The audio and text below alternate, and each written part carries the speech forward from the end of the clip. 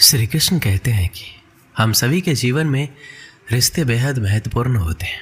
कुछ रिश्ते हमें जन्म से ही मिले होते हैं और कुछ रिश्ते हम खुद बनाते हैं।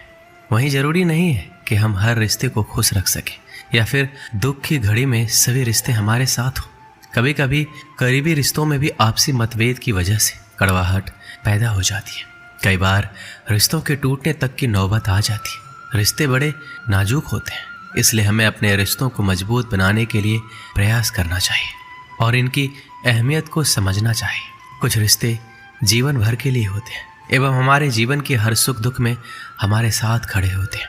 वहीं कुछ रिश्ते ऐसे होते हैं जिनसे हम भावनात्मक रूप से जुड़े होते हैं और जिनके होने से ही हर मुश्किल और चुनौती का मुकाबला करने की हिम्मत आती है और आगे बढ़ने का प्रोत्साहन मिलता है। रिश्ते हमारे जीवन चक्र को आसान और सफल बनाने में हमारी मदद करते हैं, इसलिए हम सभी को पूरी ईमानदारी और सच्चाई के साथ अपने जीवन के हर रिश्ते को निभाना चाहिए। चाहे वह माँ बाप का रिश्ता हो, पति पत्नी का रिश्ता हो, भाई बहन का रिश्ता हो या फिर दोस्ती का रिश्ता ही क्यों ना हो, हमें सदैव इन रिश्तों का सम्मान करना चाहिए, इनकी अहमियत समझनी चाहिए एवं अपने रिश्तों को मजबूत बनाने के लिए प्रयास करते रहना चाहिए। हम सभी हर रिश्ते से किसी न किसी तरीके से भावनात्मक तरीके से जुड़े होते हैं। वहीं कई बार रिश्तों में सही गलत की पहचान कर पाना भी मुश्किल होता है। अच्छे बुरे के चक्कर में हम इनमें उलझते ही चले जाते हैं और रिश्ते बिगड़ जाते हैं, जिनकी वजह से इंसान बुरी तरह टूट जाते हैं। कई बार तो लोग रिश्ते टूटने की वजह से डिप्रेशन तक का शिकार हो जाते हैं। इसलिए ऐसी नौबत ना आए, हमें वक्त रहते रिश्तों की कद्र करनी सीखनी चाहिए। ज़रूरी नहीं कि प्यार होने के लिए खून का रिश्ता होना ज़रूरी है। मैंने कई अपनों को लड़ते देखा है, कई गैरों को एक साथ प्यार से रहते देखा है। रिश्ते वही बेहतर बने रहते हैं जहाँ खुद को दूसरों से बेहतर दिखाने की होड़ नहीं लगी रहती है। रिश्ते चलते हैं इसी शर्त पर है कि एक दूसरे पर कोई कानून या बंदिशें ना लगाई जाए। रिश्तों में मतभेद तो होते रहते हैं, पर रिश्ते वहाँ टूट जाते हैं जहाँ मनभेद हो जाते हैं। जो बुरे वक्त में मददगार नहीं बन सकते, वो सच्चे रिश्तेदार कभी नहीं बन सकते। रिश्तों के बीच दूरी इसलिए बढ़ जाती है क्योंकि उनके पास नज़दीक आने का वक्त ही नहीं होता। ज़रूरी नहीं कि रिश्ते निभाने के लिए अक्सर मिले, पर इतनी नज़दीकियाँ ज़रूर बनाए रखना कि वापस मिलने का अवसर मिले।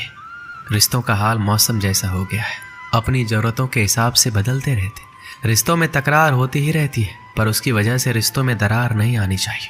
जब बुरा वक्त आता है तब पता चलता है कि कितने रिश्तेदार हैं और कितने सिर्फ जानने वाले। तस्वीर तो झूठ है जिसमें सब साथ खड़े अपने लगते हैं, पर अपने कितने हैं ये हकीकत बताती है। रिश्तों के ताड़ जोड़े रखना चाहते हो तो फ़ोन पर कम और सामने आकर ज़्यादा बात किया करो। रिश्तों की अहमियत को कभी पैसों के तराजू से मत तौलना। इस गलती की कई लोग बहुत भारी रकम चुका चुके हैं। फ़र्क होता है सच्चे रिश्तेदारों और जानने वालों के मिलने में। अपने प्यार से मिलते हैं और जानने वाले मतलब से मिलते हैं। जब भी मिलो किसी अपने से तो प्यार से मिलना। वक्त का कोई भरोसा नहीं, क्या पता ये तुम्हारी आखिरी मुलाकात हो। गैर सा रिश्ता तो कभी कभी अपने भी नहीं निभाते। जो इंसानियत समझ लेते हैं उन्हें रिश्तों की अहमियत समझने में मुश्किल नहीं होती। जो एक दूसरे के मन का भार मिलकर उठाते हैं वही सच्चे रिश्तेदार होते हैं। माँ बाप का अपनापन भी अलग ही होता है। वो अपने बच्चों के बारे में सोचते सोचते अपने बारे में सोचना ही छोड़ देते। अगर हर व्यक्ति अपना व्यवहार सही कर ले तो काफ़ी कम होगा कि उसे रिश्तेदार गले लगा ले। रिश्तों का अर्थ है दो व्यक्ति जो एक दूसरे की मदद करें, ना कि अपना मतलब निकाल कर मतलबी बन जाए। घर पैसों से चलता है पर एक कुल रिश्तों से चलता है। हर बार साबित करने की कोशिश में आप कुछ साबित नहीं कर पाएंगे। कभी कभी कुछ कहने से चुप रहना ही बेहतर है।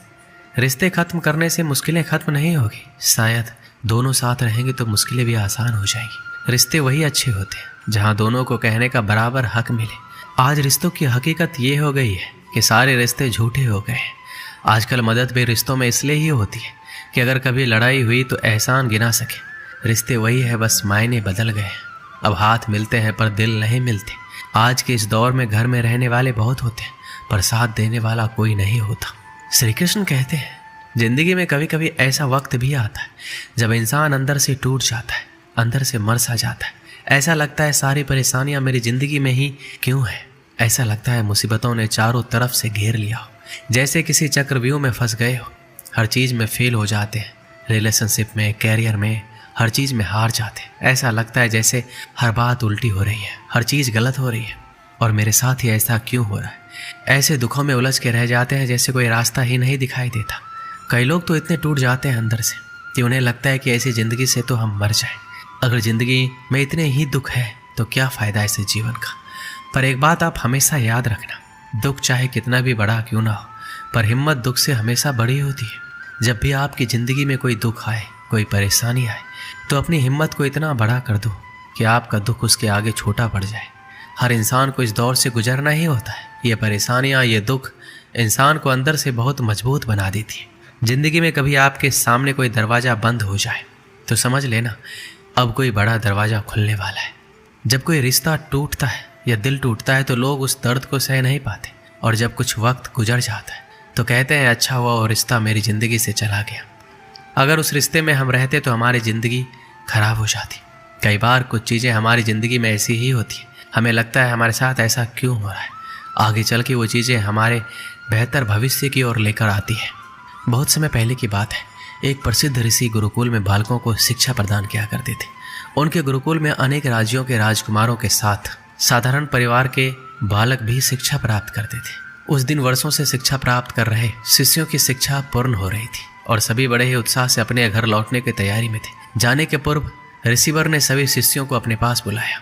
सभी शिष्य उनके समक्ष आकर एकत्रित हो गए। रिसीवर सभी शिष्यों को संबोधित करते हुए बोले, प्रिय शिष्यों, आज आपका इस गुरुकुल में अंतिम दिन है। मेरी इच्छा है कि यहाँ से प्रस्थान करने के पूर्व आप सब एक दौड़ में सम्मिलित हो। ये एक बाधा दौड़ है जिसमें आपको विभिन्न प्रकार की बाधाओं का सामना करना होगा। आपको कहीं कूदना होगा, कहीं पानी में दौड़ना होगा। सारी बाधाओं को पार करने के उपरांत अंत में आपको एक अंधेरी सुरंग मिलेगी जो आपकी अंतिम बाधा होगी। उस सुरंग को पार करने के उपरांत ही आपकी दौड़ पूर्ण होगी। तो क्या आप इस दौड़ में सम्मिलित होने के लिए तैयार हैं? सभी शिष्य एक स्वर में बोले, हम तैयार हैं। दौड़ प्रारंभ हुई। सभी तेजी से भागने लगे। समस्त बाधाओं को पार करने के उपरांत वो अंत में सुरंग में पहुंचे। सुरंग में बहुत अंधेरा था।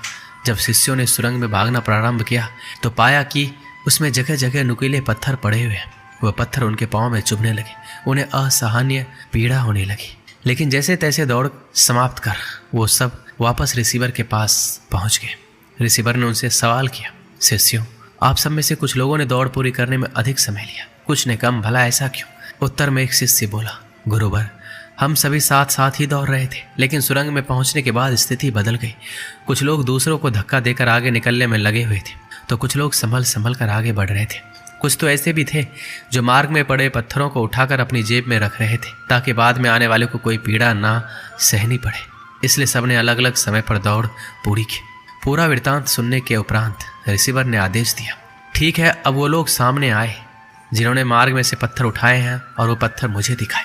आदेश सुनने के बाद कुछ शिष्य सामने आए और अपनी जेबों से पत्थर निकालने लगे, लेकिन उन्होंने देखा कि जिसे वो पत्थर समझ रहे थे वास्तव में वो बहुमूल्य हीरे थे। सभी आश्चर्यचकित होकर रिसीवर की ओर देखने लगे। मैं जानता हूं कि आप लोग इन हीरों को देखकर अचरज में पड़ गए हैं, रिसीवर बोले। इन हीरों को मैंने ही सुरंग में डाला था। ये हीरे उन शिष्यों को मेरा पुरस्कार है जिन्होंने दूसरों के बारे में सोचा। शिष्यों, यह दौड़ जीवन की भागम भाग को दर्शाती है, जहाँ हर कोई कुछ न कुछ पाने के लिए भाग रहा है, किंतु अंत में समृद्ध वही होता है जो इस भागम भाग में भी दूसरों के बारे में सोचता है और उनका भला करता है।